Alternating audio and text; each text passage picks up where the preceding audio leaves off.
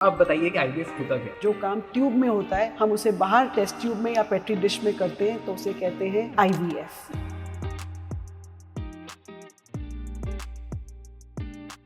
अगर मैं आके अपना सीमेन फ्रीज कराता हूँ तो वो कितने टाइम तक के लिए हो जाता है? 5 years 10 years जो रखना चाहो रख सकते हो। कोई एक्सपायरी नहीं होती? Absolutely not. बहुत सारे लोग इसको जादू कहते हैं, मिरेकल कहते हैं। डेफिनेटली ये एक साइंस का मिरेकल है, साइंस का वरदान है। क्या आईवीएफ फेल भी होता है? जहाँ तक वरुण फेल्ड आईवीएफ का सवाल है, मैं सबसे यही कहूंगी कि परसिस्टेंस और patience is the key to success. कैसी कैसी चीजें हैं एक लड़के के पर्सपेक्टिव से जो वो गलत कर रहा है और एक लड़की के पर्सपेक्टिव से गलत कर रही है जो आगे जाके प्रेगनेंसी में दिक्कत देंगे? सबसे पहले तो मैं कहूंगी डाइट।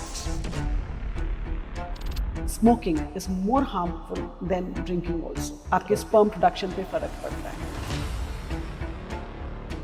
जिम के सप्लीमेंट्स अपने ट्रेनर के कहने पे ना सेवन करें, स्पर्म प्रोडक्शन उससे भी बहुत हैम्पर हो जाता है।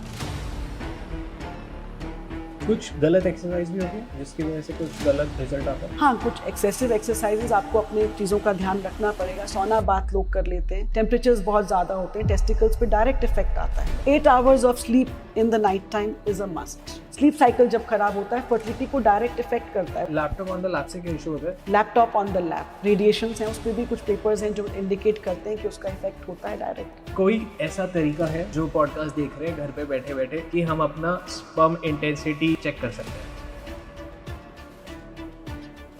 क्या मेरा मेंटल ट्रॉमा, इमोशनल ट्रॉमास, ये सब भी मेरे सीमेन क्वालिटीज और इन सब पे इफेक्ट करता है? It has not been proven that way, but it can happen to anybody. कोई भी पेरेंट्स इंडियन सोसाइटी में कभी कहते हैं कि हमारे बेटे में प्रॉब्लम है, जब भी इनफर्टिलिटी की बात आएगी हमेशा फिंगर फीमेल पे पॉइंट की जाती है।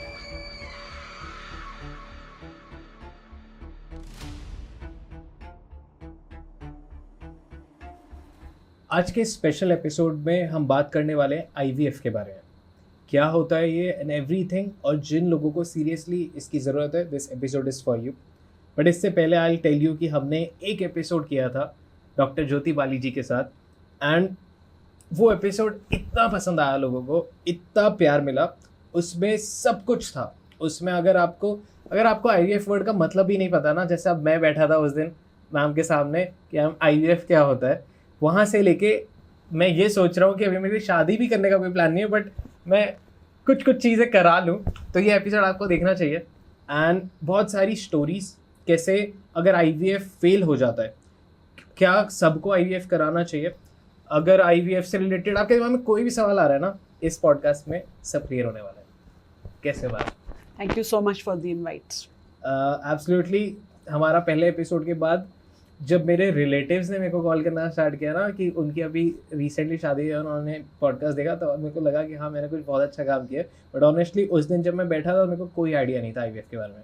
आज थोड़ा आइडिया है, तो जो ऑडियंस आएगा, जो नई ऑडियंस जुड़ गई हमारे से, उनको आप बताइए कि आईवीएफ होता क्या है?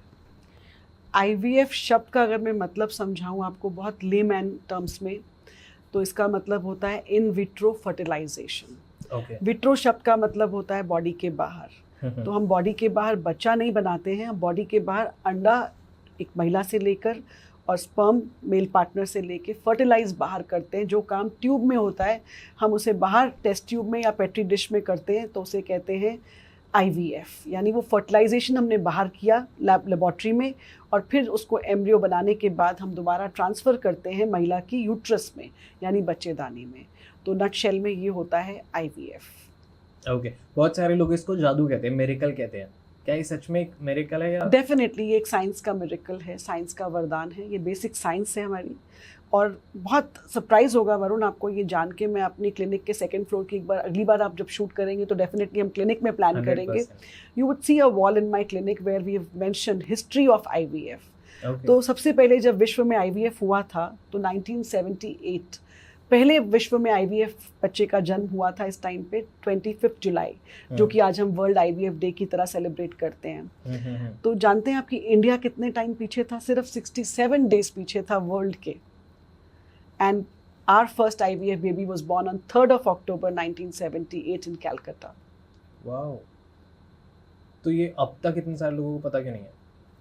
मैं यही हैरान हूँ कि India was the 2nd country in the world and we were just 67 days behind the world। सबसे पहला बेबी यूके में हुआ था, लंदन में, और second it was India. Kolkata में. Yes. Wow.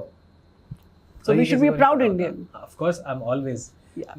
But so the saddest part is कि बहुत सारे लोगों को इस बारे में पता नहीं है, बहुत सारे लोग डरते हैं, बहुत सारे लोगों को टैबू लगता है बात करने में कि क्या बातें कर रहे हैं, ऐसी कैसी बातें कर रहे हैं.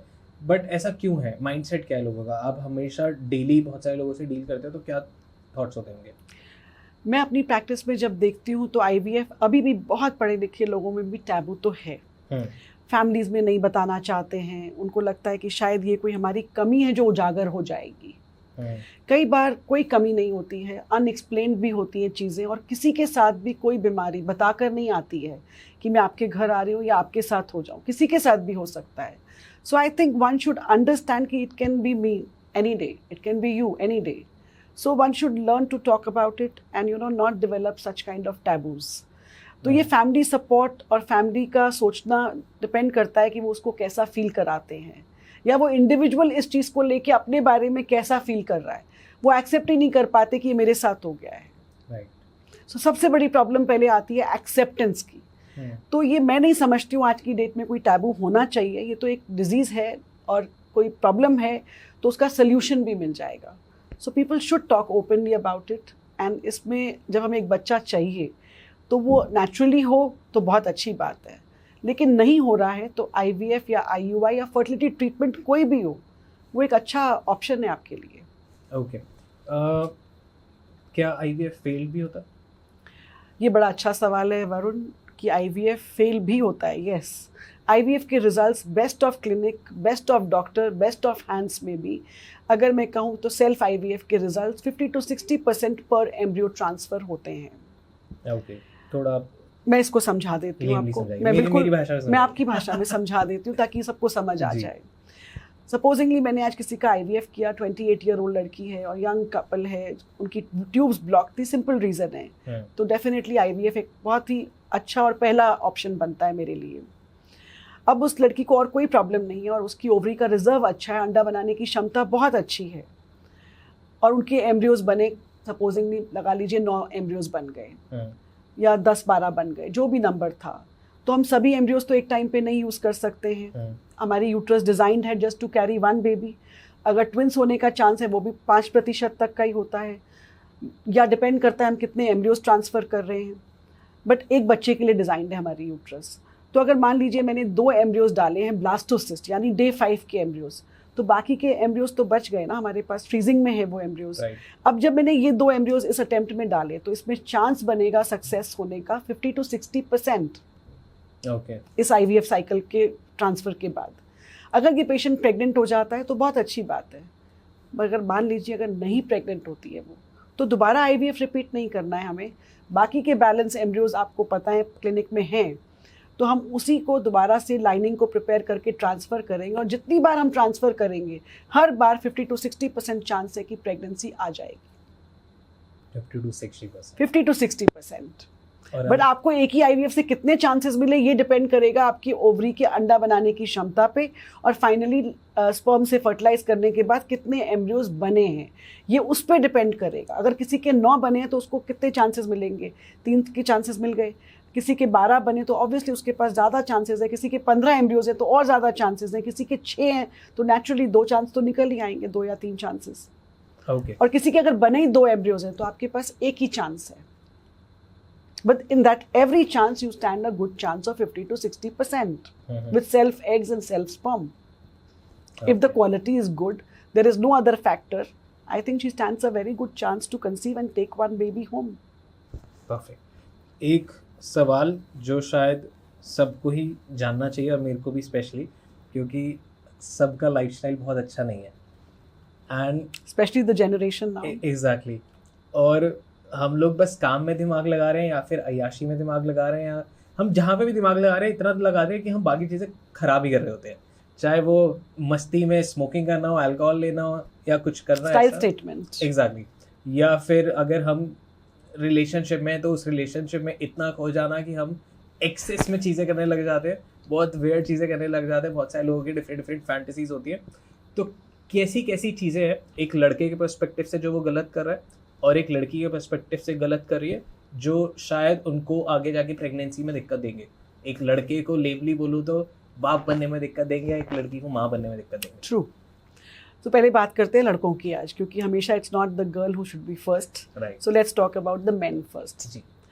देखिए, लाइफस्टाइल जहाँ तक सवाल है, सबसे पहले तो मैं कहूँगी डाइट फ्रॉम होम इटसेल्फ। घर का खाना आजकल बच्चे खाना ही नहीं पसंद करते हैं। आप बाहर का खाना ज़्यादा खाते हैं, फ्राइड फूड ज़्यादा खाते हैं, फास्ट फूड ज़्यादा सेवन करते हैं आप लोग। फिर उसके बाद थोड़ा टाइम एज आती है तो drinking and smoking, smoking more than drinking. Drinking, of course, can be social drinking, which is okay. But smoking is more harmful than drinking also. आपके sperm production पे फर्क पड़ता है।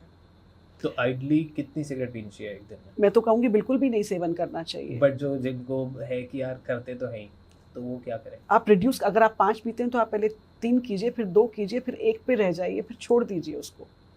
एज अ डॉक्टर मेरी advice तो रहेगी कि quit smoking. Quit smoking. That should be the answer. But कोई ऐसी स्टडी है जो कहती है कि 1 इट्स फाइन या 2 इट्स फाइन? नहीं, मैं एज अ डॉक्टर ये कभी नहीं कहूँगी। या हफ्ते में 1 it's fine? I would say quit smoking. The answer should be quit smoking. Do not get into it. Okay. Whatever number you do, it's harmful for you. उसके Correct. बाद जब हम बात करते हैं एक्सरसाइज की, तो अक्सर क्या होता है कि आपने तो कहा था एक्सरसाइज करो, लेकिन प्लीज़ मैं कहूँगी कि आप जब जिम जाएं तो जिम के सप्लीमेंट्स अपने ट्रेनर के कहने पे ना सेवन करें, क्योंकि टेस्टोस्टेरॉन होता है, स्पर्म प्रोडक्शन उससे भी बहुत हैम्पर हो जाता है। तो ये सारे जो प्रोडक्ट्स आप लेते हैं बिना पढ़े, बिना सोचे, बिना समझे, इनका सेवन बिल्कुल नहीं करना चाहिए। आप रूटीन एक्सरसाइजेस कीजिए, मोर देन इनफ। कैसे सप्लीमेंट्स जो बहुत ज़्यादा जल्दी? प्रोटीन पाउडर्स में कई बार टेस्टोस्टेरॉन वगैरह होता है, वो नहीं लेना चाहिए, जिसमें हार्मोनल सारे supplement. Yes, should avoid these supplements in the gym. They are harmful in the long run. Pre-workouts होते हैं। Yes. Keratin होता है। Yes. Take proteins, but what proteins? You can include that protein in your diet. Why do you need these supplements is my question to young boys. कुछ गलत exercise भी होती है जिसकी वजह से कुछ गलत रिजल्ट आता है? हाँ, कुछ एक्सेसिव एक्सरसाइजेस आपको अपने चीज़ों का ध्यान रखना पड़ेगा। सोना बाथ लोग कर लेते हैं, टेम्परेचर्स बहुत ज़्यादा होते हैं, टेस्टिकल्स पे डायरेक्ट इफेक्ट आता है। रूटीन सोना बाथ्स, वो भी गलत है? वो भी गलत है। Excess of any, once in a blue moon is okay, but not every time. Oh. That's also not advisable. So take care of your health. Your fertility is later going to give you this indication what was wrong in the past. So do it right today so that tomorrow diet is important. Your smoking habit, of course, you should quit. Social drinking, okay, acceptable. And even if you're a passive person, you know, somebody is smoking around you and you're all the time there. Passive smoking is also not good. Right. Neither for men nor for women. It affects you. So take care of that. Sleeping pattern. हाँ, ये बहुत issue है। मेरे को बहुत comments आते हैं कि Sleeping भैया, pattern. सो नहीं पाते। 8 hours of sleep in the night time is a must. Minimum 8 hours. मेरा तो आपकी सर्कैडियन रिदम खराब हो जाती है। आपका स्लीप साइकिल जब खराब होता है, फर्टिलिटी को डायरेक्ट इफेक्ट करता है। वो हैबिट्स भी अच्छी नहीं है। अगर आप उस एज ग्रुप में हैं जहां आप ट्राई कर रहे हैं या आप पेरेंट बनना चाह रहे हैं, तो स्लीप रिदम दोनों के लिए इम्पॉर्टेंट है। 8 hours of sleep is important. And then coming to your schedule of working, corporate culture, you're working long hours, laptop on the lap, avoid it. हाँ, लैपटॉप ऑन द लैप से क्या issue होता है? जो Radiations होती हैं। Yes. Mobile phones in the front pockets for men, I would say avoid it. Radiations हैं, उस पर भी कुछ पेपर्स हैं जो इंडिकेट करते हैं कि उसका इफेक्ट होता है डायरेक्ट। तो ये सारी छोटी छोटी चीज़ें हैं जो आपको टेक केयर करनी है कि इनको अपनी जीवन शैली में इंक्लूड ना करिए। बहुत सारे लोग हैं जो सिर्फ 5 घंटे 4 घंटे सो रहे हैं, उनमें से मैं भी एक हूँ, और बहुत कोशिश कर रहे हैं। ये अच्छा नहीं है। आई हैव लाइक अभी रिसेंटली मेरे साथ तो बहुत बुरा हाल है कि मेरे को सप्लीमेंट्स लेने पड़ रहे हैं सोने के लिए, which is absolutely harmful, but मैं कर रहा हूँ। सनलाइट एक्सपोजर नहीं है, विटामिन D3 नहीं मिलता हमें, विटामिन B12 वेजिटेरियन डाइट में नहीं है। सप्लीमेंट्स आप अपने देखिए, डाइट को देखिए, स्लीप पैटर्न को देखिए, एक्सरसाइज को देखिए। अगर आपके पास आप बहुत ज़्यादा हेक्टिक वर्क शेड्यूल में हैं, आप नहीं कर सकते हैं, तो पब्लिक ट्रांसपोर्ट यूज़ कर लीजिए। जहाँ हो सकता है लिफ्ट का अवॉइड कीजिए, सीढ़ियाँ चढ़िए। तो कुछ तो एक्सरसाइज डेली रूटीन में हमें इनकॉर्पोरेट करनी ही पड़ेगी। इम्पॉर्टेंट है। वेट मैनेजमेंट भी इम्पॉर्टेंट है, but weight management has to be neither you are too lean nor you are too obese. You should be right weight for your height and age. Your BMI should be fine. Normal range में होना चाहिए BMI. थोड़ा ऊपर नीचे चलेगा but maintain करने की कोशिश करो। अच्छा, this is a very awkward question जो मैं पूछने वाला हूँ। कोई ऐसा तरीका है, अभी लड़कों की बात करते हैं, जो पॉडकास्ट देख रहे हैं घर पे बैठे बैठे चेक करने का, किसी डॉक्टर के पास नहीं जाना, किसी के पास नहीं जाना, बस किसी को बताना भी नहीं, बस खुद ही कि हम अपना स्पर्म इंटेंसिटी या ये हेल्दी है Count या नहीं है motility. या कैसा है चेक कर सकते हैं? Just come quietly to a clinic, IVF clinic. We'll do a semen analysis for you. It's done free in our clinic. But क्या ये हम बिना उसके नहीं कर सकते नहीं, खुद से नहीं, कि कितना वो नहीं, डेंस है, कितना वो नहीं, लाइट है, वो सब नहीं. You will need a lab. Okay, So it can be kept confidential. We need 4 blood tests for that. ठीक है, HIV blood group मालूम होना चाहिए, HIV, HBsAg, hepatitis C and VDRL. 4 blood test के बाद आप semen count analysis semen analysis करा लीजिए आप हमारे साथ. Count पता लग जाएगा, motility देखते हैं, morphology देखते हैं हम लोग, आपको एक बकायदा रिपोर्ट मिलेगी, फिर एडवाइस किया जाएगा. Simple semen analysis is the test. मेरा कोई प्लान नहीं है बट मैं तो आ रहा हूँ। You should get it done. I think कुंडली मैच करने से पहले सारे मेडिकल चेकअप्स दोनों को करा लेने चाहिए. या हमने लास्ट पॉडकास्ट में बात की Yes. थी कि लोग कुंडलियाँ मिलाते हैं बट अपना फर्टिलिटी और ये सारी चेक नहीं करते हैं और फिर बाद में इसी की वजह से फैमिली इश्यूज भी बहुत रेज हो जाते बहुत डिवोर्सेस देखे हैं मैंने. हैं। बहुत कम टू स्टोरीज, Yes. आपकी क्लाइंट स्टोरीज और कैसे लोगों के हार्डशिप से, बिकॉज उससे लोगों को और आइडिया मिलता है, Correct. तो वो हम जानेंगे। बट अब लड़कियों का जानते हैं कि क्या अब लड़कियां गलतियां कर रही हैं। Again, this generation, I would say, please look after your diet, exercise, body weight ideal, BMI should be ideal, and sleep pattern.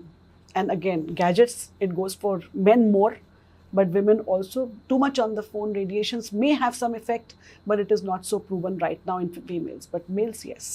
Meals का ज़्यादा है। आई गेस स्मोकिंग में लड़कियों का ज़्यादा रहता है बहुत ज़्यादा है. कि अगर Egg quality और egg number पे फर्क पड़ता है smoking से. And again I said, passive smoking, if they are in that environment where other people are smoking, that also is going to be harmful. Okay, smoking cigarette से something else. अभी आजकल अगर हम जेनजीज की बात करें या फिर कोई भी जनरेशन की बात करें, वेपिंग और ये सब भी बहुत हो उसका रहा भी इफेक्ट है. है। उसका भी है, 100% उसका ज़्यादा है, दोनों का है. है। सिगरेट का तो बहुत ज़्यादा है. ओके, तो अगर सपोज आपके पास कोई आया और वो स्मोकिंग करता है, ये करता है, वो करता है, और लाइक दे आर, अब आप कैसे हेल्प करोगे उनकी? सपोज समवन इज देयर, जो एक कपल आया जिसमें से दोनों ही स्मोकर हैं और दोनों ही कैजुअल ड्रिंकर्स हैं और दोनों का ही लाइफस्टाइल कुछ बहुत फैंसी नहीं है, दोनों काम कर रहे हैं, पैसा बहुत अच्छा कमा रहे हैं, अच्छा सब कुछ अच्छा है, बट ये सारे इश्यूज भी हैं, तो अब आप उनकी हेल्प कैसे करोगे कंसीव करने में और सारी चीज़ों में? काउंसलिंग. और जब मेरे पास आते हैं तब तक ना वो इच्छा इतनी स्ट्रांग हो जाती है कि हमें अब बच्चा चाहिए बाय एनी मीन्स. तो वो टाइम होता है कि उनको कहना पड़ता है कि अब जब आपकी इच्छा इतनी स्ट्रांग है तो ये एक छोटी सी चीज़ है, इसको तो एडिक्शन छोड़ना पड़ेगा.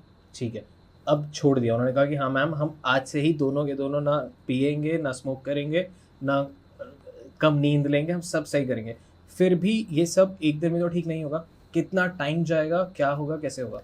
देखो, मैं टाइम को लेकर बड़ा इंडिविजुअल अप्रोच होती है इसमें. मैं कहती हूँ कि टोटल प्लान कर लो. हम वैसे भी टाइम लेते हैं इन्वेस्टिगेशंस करने में, प्री ART मेडिकेशंस देने में, पूरी तैयारी करने में हमें 4 to 6 weeks लग जाते हैं. तो if they have left it then we don't waste time, we go ahead with it. पर जिसका खराब हो रखा है सब, that also takes about some, in some people it may take 12 weeks, 3 months. और उनको आप क्या रिकमेंड करते हो? Lifestyle changes? Lifestyle changes हाँ, and some supplements to be given. Okay, but all the people who are listening to this podcast today, मैं यही कहना चाहूँगी कि आप इस दिन पर मत वेट कीजिए इस दिन का कि आपको ये तब कहा जाए जब आप बच्चा पैदा करने के लिए क्लिनिक तक पहुँच गए, क्योंकि हो नहीं रहा था. आप अपना लाइफस्टाइल अपने टीन्स में, अपने यंग टाइम्स में, 20s में ही ठीक करके रखिए. As a teenager you must start that this should be your duty to look after your diet, health, exercise and clean habits. Perfect. एक this is a very lame idea जो मेरे साथ है. आई हैव अभी बहुत सारा time, 3-4 साल 5 साल तो मैं शादी भी नहीं कर रहा हूँ, बट अगर मैं शादी करूँगा, अगर कभी मन हुआ तो फिर बच्चे भी कर ही लूँगा. अब अगर मैं बच्चे भी करूँगा तो I have to be a एकदम हेल्दी और बिल्कुल फैंटास्टिक फादर, वैसा मैं आइडलाइज करता हूँ. बट आई हैव बहुत सारे ऐसे वर्किंग आवर्स और ये सारे, तो आई डोंट सी कि मेरा बहुत लाइफस्टाइल जो है बहुत ज़्यादा एक्सट्रीमली हेल्दी है. इट्स 10 में से 2 या 3 होगा, लाइक इतना ख़राब है. बट अब मैं ऐसा सोचता हूँ कि ठीक है, दिस इज अ टाइम जहाँ पे मेरे को करियर पे फोकस करना है, मेरे को नाम बनाना है, करियर बनाना है, बेसिकली सब कुछ सही करना है. पर जब मैं शादी करूँगा, जब मेरे को पता होगा कि अब मेरे को कंसीव करना है या मेरे को अपने पार्टनर के साथ प्लान करना है कि हाँ हमें बच्चा चाहिए, then I'll quit everything. I'll focus on my sleep, I'll focus on my eating habits, I'll focus on everything. जितनी Why भी चीज़ें then? हो सकती है। अभी क्यों नहीं? यही मेरा था कि अगर वो मेरा आइडिया ऐसा बहुत सारे लोगों का होगा कि यार अभी काम पे फोकस करते हैं, पैसा बनाते हैं, ये करते हैं, वो करते हैं, बिकॉज अभी अगर मैं अपना आई फील कि वर्क लाइफ बैलेंस और ये सब बैलेंस ना नहीं होता है। Everybody talks about oocyte freezing for women because age is, you know, a factor with women. मैं फिर आप जैसे को सबको यही कहना चाहूंगी कि एक बार क्लिनिक में आके ना सीमेन फ्रीज करा लो। मेरा आंसर यही होगा आज। हमने अक्सर देखा, यस, कौन सी परफेक्ट एज है जहाँ पे आपको you should get it done in your early 20s, 24, 25. जब आप कराना चाहें करा लीजिए, there is no this thing. If you think next 3-4 years are going to be very hectic and you want to drink, you want to smoke, you want to have a lifestyle which is just free for everyone, you want to be free on your mind, right? Then get a semen freezing done. Get first analysis done. Okay. And if it is normal, then get it done. अगर मैं semen Why wait for it to deteriorate? हाँ exactly. Ideal advice तो ये रहेगी कि मत करो, लेकिन ये तो आप मानोगे नहीं बात, तो फिर मैं कहूँगी ठीक है सीमेन फ्रीजिंग कराओ। हम लड़कियों को एडवाइस करते हैं कि करियर है, बैलेंसिंग करना है, राइट पार्टनर नहीं मिल रहा, करियर बैलेंसिंग के लिए मैं सबको कहती हूँ कि प्लीज़ एग फ्रीजिंग करा लीजिए। तो आई थिंक मुझे अब आपकी बात सुन के तो लग रहा है मुझे अब मेल्स को भी कहना पड़ेगा गेट योर सीमेन फ्रीजिंग। वो कहना पड़ेगा क्योंकि आई सी कि मैं पॉडकास्ट कर रहा हूँ, मैं तो फर्स्ट हैंड ये सारी इन्फॉर्मेशन आज तक मैंने कभी नहीं कहा, बट आज मुझे लग रहा है कि आपकी बात सुन के अब तो semen freezing should be the advice for all the young men out there, that if you feel next 4-5 years you are busy and your lifestyle is not getting corrected for whatever reasons, if you are working in a corporate या lifestyle बहुत hectic होने वाला है और कुछ आपको फिर अपनी हैबिट्स को भी नहीं इम्प्रूव करना है, तो टाइम रहते करा लीजिए। क्या मेरा मेंटल ट्रॉमा, क्या मैं जो मेंटल प्रेशर ले रहा हूँ, क्या मैं इमोशनल प्रेशर्स ले रहा हूँ, इमोशनल ट्रॉमास, ये सब भी मेरे सीमेन क्वालिटीज और इन सब पे इफेक्ट करता है? Not so much, it has not been proven that way. Okay. But it can happen to anybody. Again, once, I mean, हम रिपोर्ट्स इतनी देखते हैं अपने प्रैक्टिस में, तो कई बार कोई जवाब नहीं मिलता है। हेल्दी लोगों के भी सीमेन पैरामीटर्स डिरेंज्ड होते हैं, तो कोई स्पेसिफिक मैं आपको आंसर नहीं दे पाऊंगी इस बात का कि भाई क्यों खराब हुआ। जहाँ मिल जाते हैं हमें कॉजेज लाइफस्टाइल के, वहाँ तो हम कह देते हैं, लेकिन कई बार मैंने देखा है कि बिल्कुल सब कुछ सही होते हुए भी काउंट डिरेंज्ड है या कोई प्रॉब्लम है। Okay. So there's no guarantee on it. Correct. अगर सपोज मैं आपके पास आता हूँ और मैं कहता हूँ कि मैम मेरे को पता है मेरा लाइफस्टाइल, एक पॉडकास्ट आपका मैंने सुना या देखा है, आपके साथ किया, अगले 3-4 महीने तक मैं अच्छा मेंटेन करूँगा, बट फिर लाइफ के थप्पड़ ऐसे पड़ते हैं मेरे को कि मैं खो जाता हूँ और फिर वहाँ से लाइफस्टाइल का वो जो ख़राब होना स्टार्ट होता है, वो होता है, सबके साथ होता है गेस। सो अगर मैं आके अपना सीमेन फ्रीज कराता हूँ तो वो कितने टाइम तक के लिए हो जाता है, so that I can plan? 5 years 10 years जो रखना चाहो रख सकते हो, कोई इशू नहीं है। कोई एक्सपायरी नहीं होती? Absolutely not. मतलब मैंने अगर आज करा लिया तो अब मेरे को पता है मैं सपोज 5 साल में शादी करूँगा, बिल्कुल करा सकते तो वो परफेक्ट है? Perfect. Oh that's very nice. Absolutely perfect. मैंने आज तक हमेशा oocyte फ्रीजिंग पे बात की, आज ये पहली बार है कि आपकी बात सुन के मुझे लगता है कि नहीं, I should talk about semen freezing also to all the boys who are of your age. बहुत इंपॉर्टेंट, मेरे को तो लग रहा है ये तो कराना चाहिए, और कराना अपने आसपास सारे स्टाफ का भी करवा दूंगा क्योंकि सबका कैंसर पेशेंट्स में हम सबको कहते हैं कराओ। मेरे पास कैंसर पेशेंट्स आते हैं, अपना ट्रीटमेंट स्टार्ट करने से पहले सीमेन फ्रीज कराते हैं बहुत लोग। रेडियोथेरेपी स्टार्ट होनी है, केमोथेरेपी स्टार्ट होनी है, कुछ भी है, उन केसेस में हमने सीमेन फ्रीजिंग की सलाह तो हम सबको ही देते हैं। बट आज मैं सोच रही हूँ कि नहीं, अगर लाइफस्टाइल ऐसा है, हेक्टिक है, आज ठीक है, अगर काउंटर आपका सीमेन एनालिसिस की रिपोर्ट ठीक है, साथ साथ फ्रीजिंग भी करा लीजिए। कॉर्पोरेट को तो आएगा, सबको इशू है, करा लेना चाहिए। आप जो नाइट शिफ्ट वाले हैं, पूरा गुड़गांव में देखता हूँ कि आधी रात को ही काम कर रहा है। Sorry, I am cutting in between. I know आपका एक इंटरेस्ट बन चुका था पॉडकास्ट में, आप बिल्कुल इंडल्ज थे, पर इसमें एक छोटी सी चीज़ है जो आप चूक जाते हैं, वो है सब्सक्राइब का बटन दबाना। आप प्लीज़ सब्सक्राइब कर दीजिए। हम ऐसे बहुत अच्छे गेस्ट आपके लिए लाते रहेंगे जो आपको और ज़्यादा ज्ञान और ज़्यादा इन्फॉर्मेशन और ज़्यादा डार्क सीक्रेट्स बताएं। So all the people working in the corporate, yes, you should talk about semen freezing now. And this should be a thing. Semen freezing should be the thing now next. Wow, that's a beautiful Don Talks. Yes. Okay, so कितना time लगता है सीमेन freezing में? Like को कितनी tension लेनी पड़ेगी इस चीज़ के लिए? Just about half an hour visit to the clinic and you are sorted out. Wow. And what if मेरा, अगर मैं आया फ्रीजिंग के लिए कि मेरे को लग रहा है, बट वहाँ पे मेरे को पता लगा कि इसकी तो क्वालिटी ख़राब है, Then we put you on some medication supplements then of course we will do it after 6 weeks. Damn, this is so important. ये genuinely बहुत important चीज़ है. Yes. कि suppose लोगों को लड़के स्पेशली एट दिस एज वहम में रहते हैं कि हम फन्ने खाएं. हाँ, रहता है, सबको ये रहता है कि भाई infertility is a matter of women, हमारे को क्या है. तो ऐसा नहीं है. 50% ऑफ द केसेस जो मैं देखती हूँ वो मेल इनफर्टिलिटी के होते हैं. That female is absolutely normal but there is a problem in the male. Semen parameters are not normal. Count कम है या मोटिलिटी नहीं है, मॉर्फोलॉजी अच्छी नहीं है, काउंट बहुत कम होता है बहुत सारी रिपोर्ट्स में, और लड़की बिल्कुल नॉर्मल है, और फिर भी हमें उनको IVF ICSI की सलाह देनी पड़ती है. That girl is absolutely normal. There are so many cases. It is 50% incidence of male infertility which we have now. So it's equal and people don't talk about it.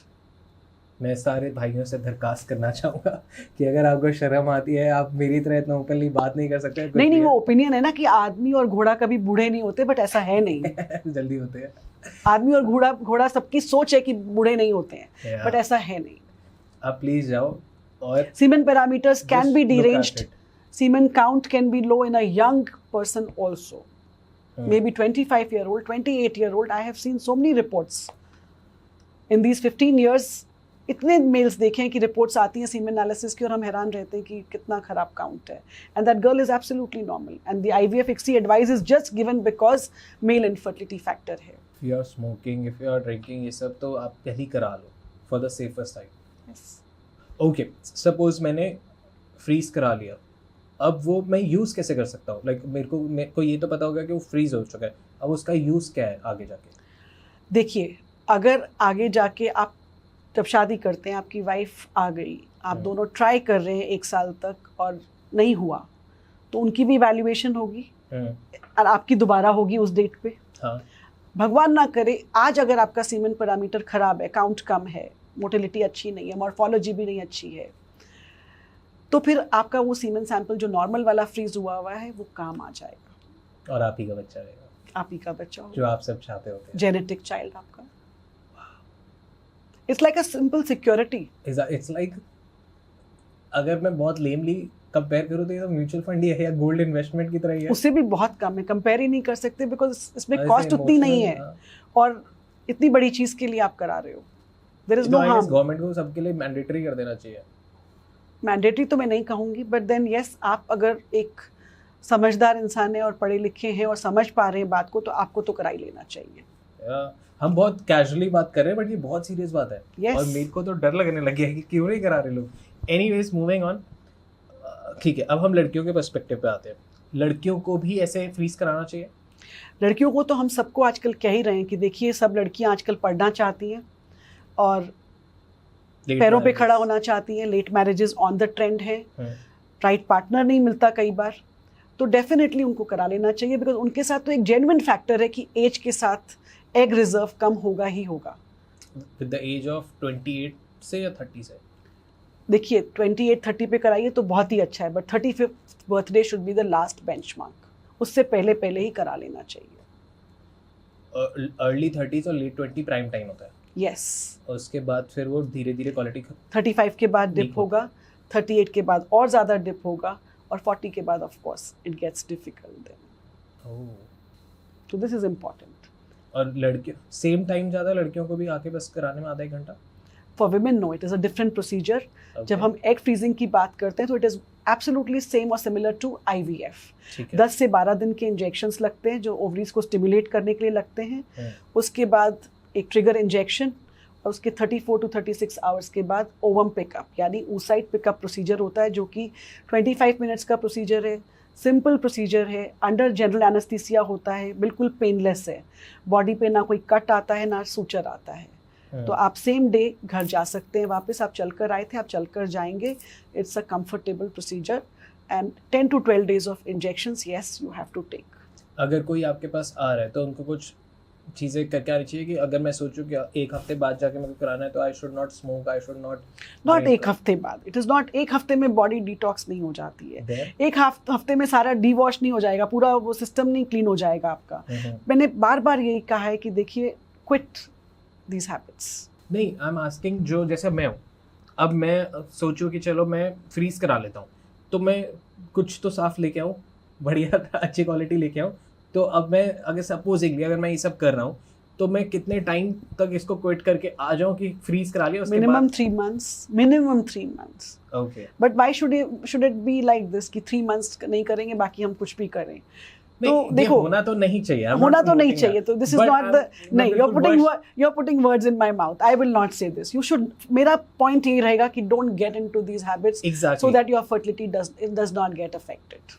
That should be the point. That should be the point. But जो लोग कर रहे हैं already, हाँ. उनको भी कहूंगी please quit and get a semen analysis done, specially for all the young males. Right, कितनी कॉस्ट होगी प्लेनली?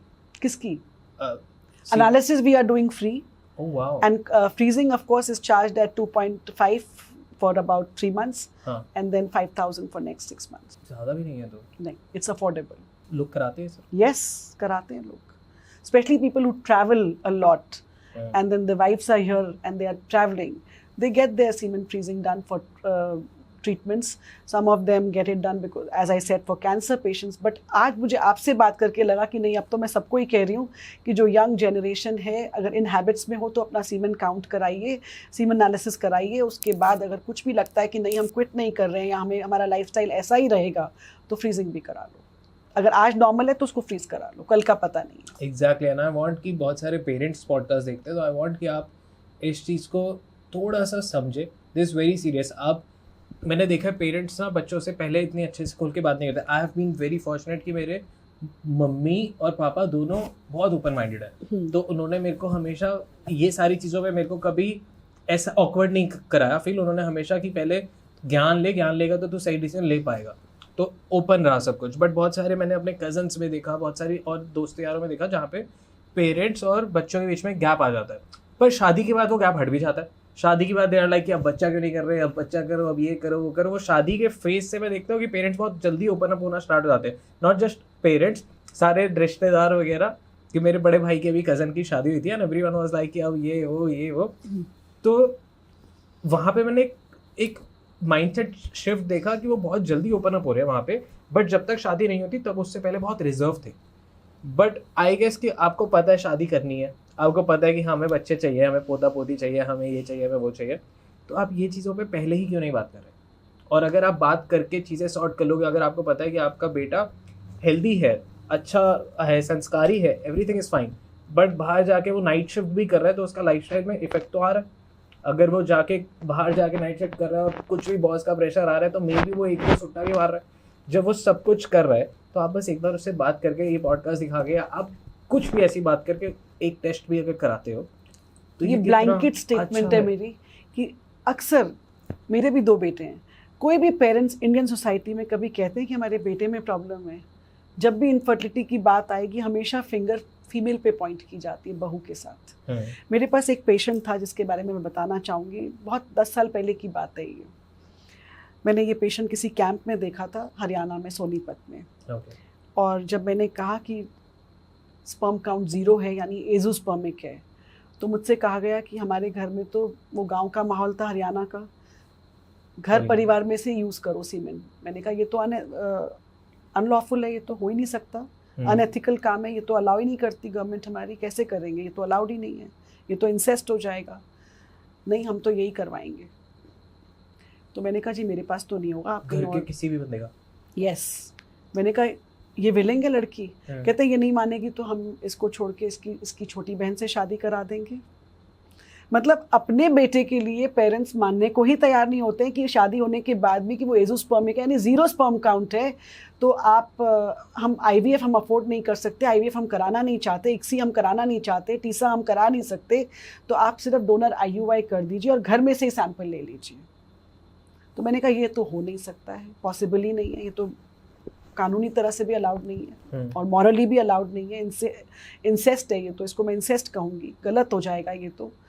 लेकिन उस लेडी के पास कोई ऑप्शन नहीं था. वो चुपचाप बैठी रही वहाँ पे कि मैम जो कह रहे हैं सुन लो, क्योंकि नहीं तो ये तो मेरी बहन की शादी कराएंगे इसके साथ, अपने मेरे हस्बैंड की. मैं कहा तुम्हारे पेरेंट्स चुप रहेंगे, मान जाएंगे? तो कुछ जवाब नहीं था उस लड़की के पास. वो सिर्फ 22 साल की लड़की थी. एंड आई रियलाइज़ कि अभी भी हमारे देश में कई ऐसे कोने हैं, कई ऐसी जगहें हैं जहाँ पे लड़कियों के कोई कसूर नहीं होता है लेकिन वो इस तरह से सफ़र करती हैं. लड़की बिल्कुल फाइन थी. बिल्कुल ठीक थी, कोई प्रॉब्लम नहीं थी। फिर भी इस तरह से ट्रीट किया जा रहा था कि जैसे सारा कसूर इसकी वजह से है। उनको काउंसल किया, बताया कि इसका एक ट्रीटमेंट हो सकता है, अगर एजोस्पर्मिया है, 0 स्पर्म काउंट है, तो आप IVF इक्सी कराइए, टीसा करेंगे, टीसा में क्या पता सैंपल मिल जाए हमको, नहीं मिलेगा तो आप डोनर स्पर्म चुपचाप ले लीजिए और एक बच्चा हो जाएगा, आपका बेटा भी खुश, आपकी बहू भी खुश, घर की बात घर में रह गई और बच्चा भी हो जाएगा, क्या प्रॉब्लम है। नहीं, वो डोनर स्पर्म नहीं करना हमको, IUI कर दीजिए डोनर स्पर्म से, लेकिन हमें IVF इक्सी तो वो सुनने को ही तैयार नहीं थे। और एक और पेशेंट मैंने अभी रिसेंटली 2 साल पहले देखा है, और वो कहते हैं हम डिवोर्स ले लेंगे, हम दूसरी शादी करेंगे इसकी। अरे भाई, प्रॉब्लम तो आपके बेटे में है, डिवोर्स लेके दूसरी शादी करके कौन सा बच्चा हो जाएगा अगर काउंट 0 है तो। वो ये सुनना ही नहीं चाहते कि प्रॉब्लम मेल इनफर्टिलिटी की है। Very sad. Even today so many people we see in our practice that they don't want to accept it कि मेल इनफर्टिलिटी भी एक कारण बनता है और इतना बड़ा कारण है और इक्वल इंसिडेंस है। 50% अगर कारण हमें फीमेल्स में मिलते हैं, 50% हमारे केसेस जो होते हैं वो मेल इनफर्टिलिटी के हैं। इतना ज़्यादा इंसिडेंस है मेल इनफर्टिलिटी का भी। आई जस्ट प्रे कि चेंज हो ये चीज़ें, and I hope so effort डाले, नॉट जस्ट मी, बहुत सारे और पॉडकास्टर्स हैं जिनके पास बहुत अच्छे अच्छे लोग हैं, व्यूज आते हैं, उनको भी बात करनी चाहिए। This is very serious. Yes, India में सबको बच्चे चाहिए, सबकी फैमिली खुशहाल होती है जब घर में बच्चा आता है, बट उससे पहले के जो जहाँ पे बच्चा नहीं आता, उससे पहले जो ये सारी नेगेटिविटी, ट्रॉमास और ये सब आते हैं, वो सब स्किप कर देते हैं कि कभी होगा ही नहीं। इसकी जैसे आप बाहर से तेज़ी से कुछ हैवी सा आपकी तरफ आ रहा है, बस आप आँख बंद करके सोचते हैं कि हम बच जाएंगे, ऐसा होता नहीं है। ऐसा होता नहीं है, राइट। तो आप पहले ही अवेयर रह के अगर उससे सेफ हो जाए तो बढ़िया है। आपने बोला IVF, IVI और IVF, IUI, इक्सी, ये क्या होता है? देखिए, IUI एक ट्रीटमेंट होता है जो कि हम करते हैं जहाँ पे माइल्ड मेल फैक्टर है, थोड़ा सा डिरेंज्ड है सीमेन काउंट और मोटिलिटी, जहाँ पे सर्वाइकल म्यूकस फैक्टर्स हैं, या फिर ओव्यूलेशन नहीं हो रहा लेडी में, हमने उसको दवाइयों पे, इंजेक्शंस पे डाला है ओव्यूलेशन कराने के लिए। उसके बाद हम IUI ट्रीटमेंट करते हैं। इसमें होता है कि हम पहले 5 दिन उस लेडी को ओव्यूलेशन इंडक्शन दवाइयाँ देते हैं या इंजेक्शंस देते हैं। उसके बाद फिर मॉनिटर करते हैं अल्ट्रासाउंड पे। जब एग साइज़ 18 to 20 मिलीमीटर हो जाता है, रप्चर करने के लिए इंजेक्शन देने के बाद हम एक निर्धारित टाइम पे हस्बैंड का सीमेन लैब में वॉश करते हैं और वो वॉश सैंपल यूट्रस के अंदर तक डाल देते हैं और फिर वेट करते हैं कि फर्टिलाइजेशन ट्यूब में अपने आप होगा। हमने देख लिया कि अल्ट्रासाउंड पे एग मैच्योर था, इंजेक्शन दे दिया, ट्रिगर इंजेक्शन उसको रप्चर करने के लिए, सीमेन वॉश करके हमने डाल दिया अंदर।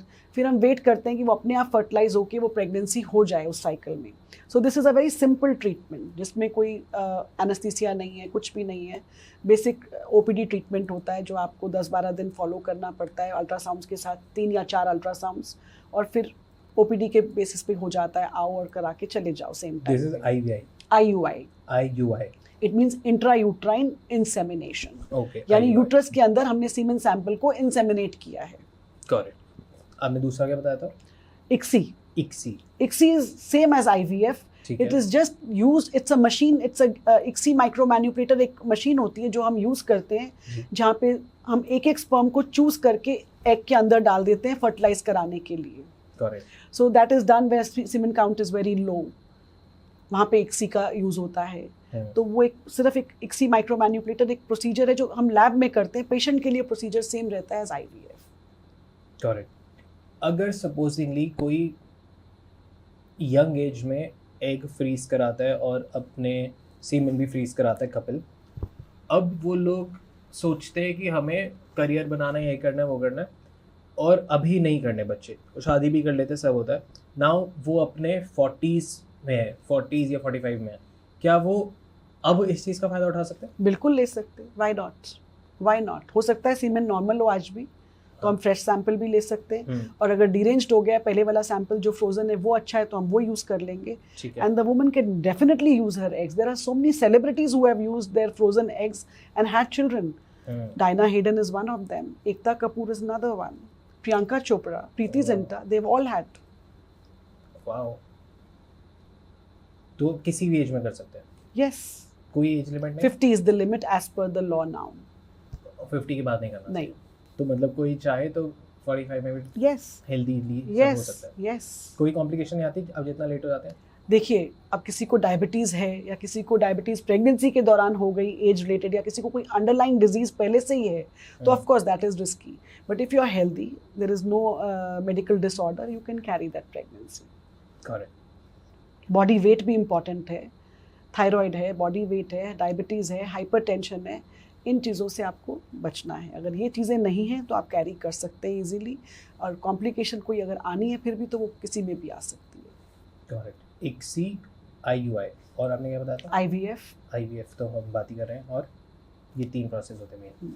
करेक्ट। और सबसे नई बात जो आज हमने की थी वो थी सीमेन फ्रीजिंग। एग्जैक्टली, वो मेरे को सीमेन फ्रीजिंग तो दूर की चीज़ वरुण, पहले लोग आके सीमेन एनालिसिस तो करा लें। मेन तो आई think they shy away from the fact that they have to come for semen analysis. But why? I guess ये बहुत फैसिनेटिंग है, मेरे को पता, मेरे मैंने बारे में कहा पता ना, होना चाहिए। Opinion, infertility is not for men, it is not to us, it is for the women. That opinion is there. और मैंने पहले भी कहा, आदमी और घोड़ा बूढ़े नहीं होते, उनका ओपिनियन ये है अपने बारे में, तो आप कुछ भी सोच सकते हैं अपने बारे में, आपको पूरा हक है सोचने का, बट गलत है। ऑफ कोर्स गलत है। Let me make it simple. हम लड़के जिम में जाके अपना बाइसेप चेक करते हैं कि कितने इंच का हो गया, बट सीमेन काउंट नहीं करना। एग्जैक्टली, तो वो भी करना चाहिए, वो भी हमारा ही हिस्सा है। एंड ऑफ कोर्स लाइक मैं तो बहुत ज़्यादा एक्साइटेड हूँ, आई डोंट नो व्हाई, कि लोग क्यों शर्माते हैं, लोग क्यों ऐसे होता है, या उनको टैबू क्यों लगता है। आई फील कि इट्स वेरी फैसिनेटिंग कि मेरे को अपने अंदर के बारे में भी पता है कि यार मेरी बॉडी कैसे काम कर रही है, मेरी बॉडी रिएक्ट कैसे कर रही है। अगर मैं स्पिरिचुअली वाइज हूँ, अगर मैं सोशली वाइज हूँ, अगर मैं अपने अपीयरेंस को लेके वाइज हूँ कि मैं दिख कैसा रहा हूँ, मैं अपने आप को अच्छे से कैरी कर रहा हूँ, तो वाई नॉट मैं अंदरूनी मेरा मेडिकल कैसे चल रहा है वैसे वाइज क्यों नहीं हूँ। तो मेरे को वो भी जानना है, और आई गेस ये तो इम्पोर्टेंट है। तो मैं तो आ रहा हूँ। चलिए ठीक है, आप शुरू करो आना, फिर देखते हैं वेकअप कॉल किस किस को मिलती है। ये it's a wake up call. I'll come। और हम जो नेक्स्ट एपिसोड रिकॉर्ड करेंगे उसमें मैं आपको दिखाऊंगी क्लिनिक में या how things are done, will show you the lab. Perfect. तो हम कुछ वैसा सा प्लान करेंगे, बिकॉज आई वांट दिस कि हो, ये बहुत सीरियस है। And it's a very basic charge for semen freezing and everything. It's not expensive at all. Oocyte freezing is expensive compared to semen freezing. Semen freezing is just very basic. कितने भी time के लिए करा सकते हैं? बिल्कुल। अच्छा, ये भी इंटरेस्टिंग है। फीस कैसे होता है? लाइक मतलब जैसे उसका क्या प्रोसेस होता है? लिक्विड नाइट्रोजन टैंक्स होते हैं। आप जब नेक्स्ट शूट हम क्लिनिक में करेंगे तब मैं आपको दिखाऊंगी। बट उसका एक कॉस्ट तो होगा कि यार मैंने कॉस्ट बताई आपको। नहीं, वो कॉस्ट तो है, बट सपोज अब मैं एक कहूँ कि एक है जो मैंने 5 साल की फीस कराया, उसकी कॉस्ट कम होगी, 10 साल के लिए तो बढ़ेगी नहीं? बिल्कुल बढ़ेगी। ओके, तो वो सेविंग कॉस्ट भी बढ़ जाएगी। अब इसमें खराब होने के कितने चांसेस होते हैं? नेग्लिजिबल। जब तक कुछ नेचुरल क्लैमिटी ना हो जाए तब तक। नेग्लिजिबल। पहले ही आ गई तो फिर तो क्या वो अलग चीज़ है। ओके, तो वरना कुछ नहीं होता। कुछ लोगों ने करा रखे हैं जो बहुत टाइम से। बहुत है। हाँ, nice, they are wise people, very wise. अच्छा, हम फेल्ड तो उसके बारे में बात करते हैं, फेल्ड आईवीएफ के बारे में।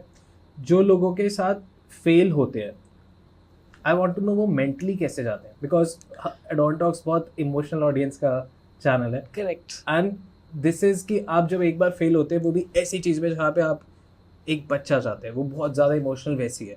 और आप आईवीएफ के लिए जाते भी तब है जब आप ऑलरेडी बहुत सारे अटेम्प्ट्स कर चुके हैं, ट्राई कर चुके हैं, हर चीज़ भगवान से ही मांग चुके हैं, हर चीज़ कर चुके हैं। अब लास्ट ऑप्शन आप आईवीएफ पे पहुँचते हैं। अब वहाँ पे भी अगर आप फर्स्ट अटेम्प्ट में फेल हो जाते हैं तो कैसे हैंडल करते हो?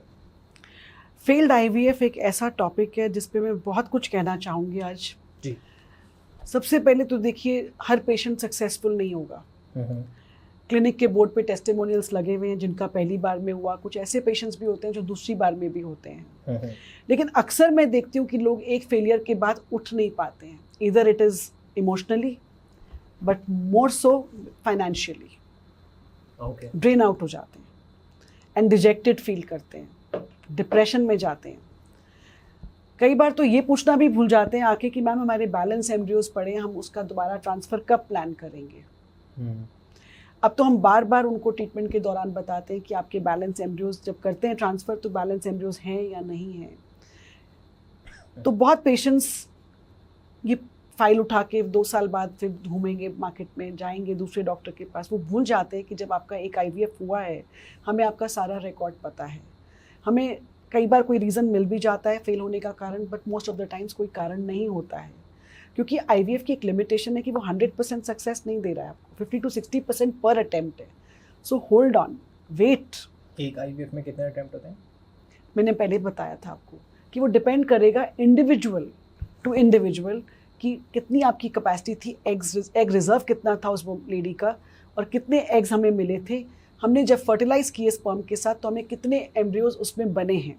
And that depends on age, कि एज के साथ वो भी कम होता है. एज के साथ एग रिजर्व कम होता है, डायरेक्ट रिलेशनशिप है एज का. So age of the woman is more important.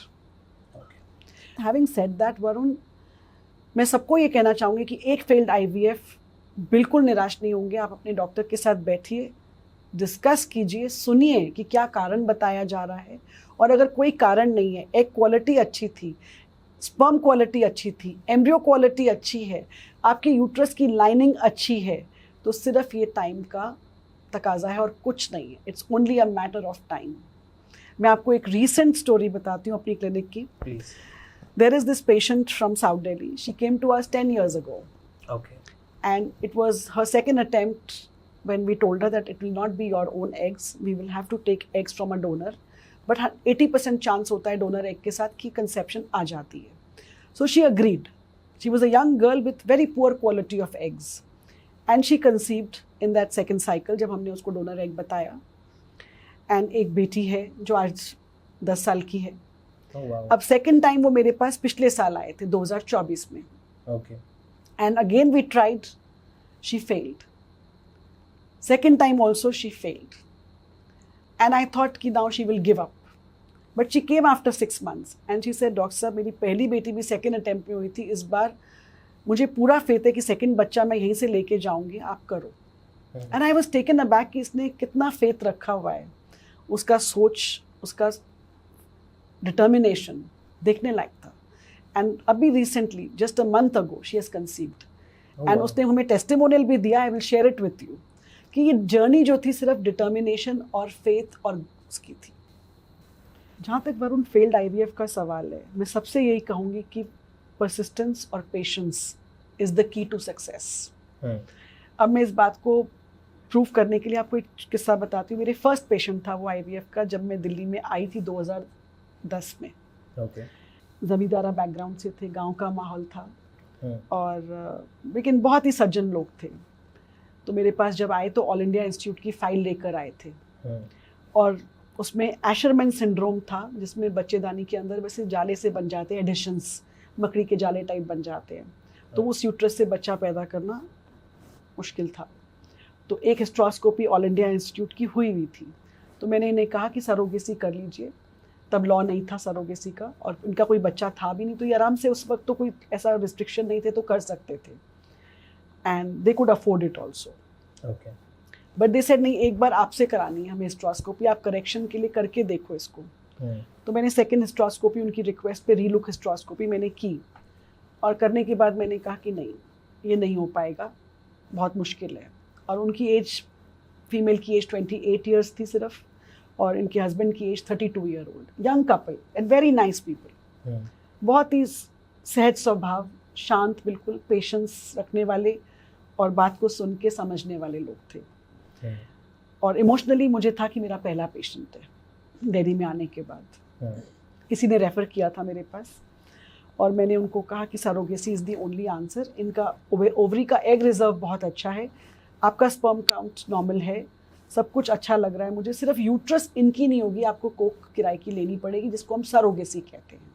बच्चा उन दोनों का ही होगा क्योंकि एग्स उनकी वाइफ के हैं, स्पर्म उनका है, एम्ब्रियोज उनके बनेंगे, सरोगेट में ट्रांसफ़र होंगे. तो मैंने जब IVF किया 2010 में, मैंने इनको देखा था 10 के एंडिंग लास्ट में. 2011 में मैंने IVF किया शुरू में, और पहला इनके 12 एम्ब्रियोज या 15 एम्ब्रियोज बने थे. और जब मैंने पहला ट्रांसफ़र किया सरोगेट में, तो this patient failed. The surrogate failed with IVF. Eggs अच्छे थे, स्पर्म अच्छा था, सरोगेट है तो लाइनिंग भी डेफिनेटली अच्छी ली थी हमने. कोई रीज़न नहीं था इसके फेल होने का. फिर 2-3 महीने का टाइम बीत गया, फिर हमने दूसरा ट्रांसफ़र किया क्योंकि एम्ब्रियोज तो बहुत सारे हमारे पास. अनफॉर्चुनेटली 2011 के लेटर हाफ में वो भी फेल हो गया. मैं बहुत अपसेट हुई थी कि मेरा पहला पेशेंट था ये. वक्त बीतता गया, हर दिवाली पे मुझे मैसेज आता था दीपावली की, डॉक्टर साहब आपको और आपके परिवार को शुभकामनाएं। फिर न्यू ईयर पे भी ऐसा ही एक मैसेज मेरे फ़ोन पे आता था। ना कभी गुस्सा हुए, ना कभी झगड़ा किया, ना कभी मुझसे शिकायत की, ना रोए कभी कि इतने पैसे गए, लेकिन सरोगेसी में तो रिज़ल्ट बहुत अच्छा आता है, 80% रिज़ल्ट। तो फेल क्यों हुआ IVF? कभी कोई सवाल नहीं पूछा। 2013 में एक दिन फ़ोन आया मेरे पास कि डॉक्टर साहब एक बच्चा अडॉप्ट किया है। मैंने कहा बड़ी खुशी हुई मुझे सुन के, चलिए अच्छा लगेगा सबको आपके घर में भी। तो मैंने कहा आपने घर परिवार से किया है? जी डॉक्टर साहब। मैंने कहा लीगली करना जो भी करेंगे आप। जी डॉक्टर साहब। बात ख़त्म हो गई। 2013 में भी मुबारकबाद दे दी, उनका फिर मैसेज आता रहा दिवाली और न्यू ईयर पे। फिर 2015 में मैं एक बार ऐसे ही दिवाली का टाइम था और मुझे लगा इतनी सारी सब तरफ इतना वो माहौल है सेलिब्रेशंस का, लेकिन मेरा मन अच्छा नहीं था। मैंने अपने आप से 1-2 दिन मैंने पूछा कि मैं क्यों अपसेट हूँ। जवाब मुझे मिल गया था कि मुझे कॉर्पोरेट छोड़ के अपना क्लिनिक स्टार्ट करना था, मन में आ गया था। जब जवाब मिल गया तो मैं नवंबर का मंथ था, वो नवंबर में दिवाली थी 2015 में। मैंने ऐसे ही बैठे बैठे इनको फ़ोन मिलाया। मैंने कहा आपकी दिवाली का मैसेज देखा था मैंने, तो आज सोचा आपसे बात कर लूँ, आपको भी दिवाली की मुबारकबाद हो। तो मैंने कहा देखिए मैं ना ये बात आपसे शेयर करना चाह रही हूँ, not as a patient but as a family to you now, क्योंकि इतना लंबा टाइम इस रिश्ते को हो गया। तो मैंने कहा मेरी एक एडवाइस है आज आपको, not as a doctor but सोचो कि एज अ फैमिली मेम्बर, कि आपके एम्ब्रियोज आज भी मेरे पास बैलेंस पड़े और मैंने अब कुछ टाइम बाद कॉर्पोरेट छोड़ के मैंने अपना क्लिनिक स्टार्ट करना है, तो आप मेरे जाने से पहले एक ट्रांसफ़र और करा लीजिए। ओके। मैंने कहा भगवान का दिया हुआ आपके पास सब कुछ है, और आपको पता है कि मेरा तो कोई पर्सनल इसमें टेक है नहीं, कॉर्पोरेट के पास पैसा जाना है, मेरी तो जॉब थी। मैंने कहा लेकिन मेरी जेन्युइन एडवाइस है आपको आज, तो ये एक सोचो कि आप गैम्बल नहीं खेल रहे हो और कर लो इसको। कहते हैं ठीक है डॉक्टर साहब, आप कहते हो तो आपके बात पे तो हम कुछ भी कर लेंगे। मैंने कहा अच्छा वेरी गुड। तो नवंबर में दिवाली के आसपास मैंने ये बात उनसे कही थी और दिसंबर में मिले एक बार वो मुझे आके, और जनवरी 2016 में मैंने ट्रांसफ़र ये किया था। और उसके इमीडिएटली बाद वही मंथ था जनवरी 2016 का जब मैंने रेजिग्नेशन दिया था, और मार्च में मैंने वो क्लिनिक छोड़ दी थी, कॉर्पोरेट छोड़ा था मैंने। और वो पेशेंट जनवरी में ट्रांसफ़र किया था। मेरे रेजिग्नेशन मेरे जाने से पहले नोटिस पीरियड के दौरान वो प्रेग्नेंट हो गई सरोगेट। सेम सरोगेट एजेंसी थी, सेम डॉक्टर था, सेम क्लिनिक थी, कुछ नहीं बदला था। तो क्या बदला यहाँ पे? सिर्फ वक्त और उस अडॉप्टेड बच्चे का घर में आना। इन 2 चीज़ों के सिवाय कुछ नहीं बदला था। वही IVF था जो 2011 जनवरी में हमने किया था, वही एम्ब्रियोज थे, वही कपल था, वही सरोगेट एजेंसी थी, वही डॉक्टर थे, कुछ नहीं बदला था। समय बदला था और परसिस्टेंस और पेशेंस सामने वाले की। आज उनके पास 2 बेटे हैं, एक अडॉप्टेड और एक अपना जेनेटिक चाइल्ड, और दोनों बच्चे बिल्कुल स्वस्थ हैं। That's very good. Hats off to this couple. Exactly. I guess ये 2 स्टोरीज आपने बताई, ये मोटिवेशन है बहुत सारे लोगों के। इनसे मैंने सीखा कि पेशेंस और परसिस्टेंस क्या होती है। और मुझे खुशी थी कि ये फर्स्ट फाइल जो मैंने 2010 में देखी थी, मैं इसे 2016 में क्लोज करके निकली। समय का साथ लेके चलना चाहिए। और इस पेशेंट को मैंने कॉर्पोरेट ज्वाइन करने से पहले देखा था अपनी क्लिनिक पे। तो ये पेशेंट मेरे को ही रेफर हुआ था। अरे वाह। तो वो है ना कि, और फिर जब मैंने कॉर्पोरेट 2010 के एंड में ज्वाइन किया तो मैंने इन्हें कहा कि अब मैंने वहाँ ज्वाइन कर लिया, आप वहाँ आ जाइएगा। तो ये मेरे पीछे वहाँ भी आए 2011 में। तो ऐसे इससे मैंने ये सीखा कि पेशेंस और परसिस्टेंस इज़ द ओनली की टू IVF सक्सेस। तो वेट कीजिए, सुनिए कि आपका IVF क्यों फेल हो रहा है। कोई कारण अगर आपको मिलता है तो उसको समझ के करिए, एडवाइस पे डॉक्टर की। और कोई कारण अगर नहीं मिलता है तो ज़रूरी नहीं है कि एक बार में सक्सेस आ जाए। आप कम से कम 2 IVF तो ट्राई कीजिए। ग्रेट। लास्ट वर्ड्स आप क्या कहना चाहोगे जो भी लोग प्लान कर रहे हैं उनको? एज एक इम्पॉर्टेंट फैक्टर है for women, but for main आजकल के लाइफस्टाइल को देखते हुए मैं कहूँगी सबको सीमेन एनालिसिस एक बार रूटीन करा लेना चाहिए। उसके बाद अगर काउंट अच्छा है और आगे लाइफस्टाइल बहुत हेक्टिक और हैवी है और हैबिट्स भी हैं जो क्विट नहीं कर पा रहे हैं, तो अगर काउंट अच्छा जब है तभी फ्रीजिंग भी कराइए। उसके बाद it's not only a woman's issue, infertility is equal incidence in both men and women. Lifestyle changes is a must, beginning from diet, exercise and sleep pattern. तीनों ही important है आपकी fertility के लिए। और ये कोई टैबू नहीं है IVF ट्रीटमेंट या fertility treatments. It can happen to anybody. So just be open to this and visit an infertility specialist, visit an IVF clinic and talk about it. Sometimes it is not any treatment but maybe counseling or just basic tests can be reassuring. Perfect. And आखिरी सवाल मैं सबसे पूछता हूँ, आपसे पूछूंगा, how was I as a host? कैसा आपका एक्सपीरियंस है डॉन टॉक्स के साथ? एक बार I've always told you that you've been good. Last year was, I think it was today is exactly 1 year of my first podcast being Exactly. released with you. Yeah. So we again meet on the same date, but I hope it will be Anniversary. more frequent now. या I want कि लोग अच्छा, healthy और lucky baby पैदा करें और India बहुत सारे बच्चों के साथ फूले फूले. Yes. Perfect. So thank you so much आने के लिए, डॉन टॉक्स के साथ जुड़ने Thank के you लिए. so much.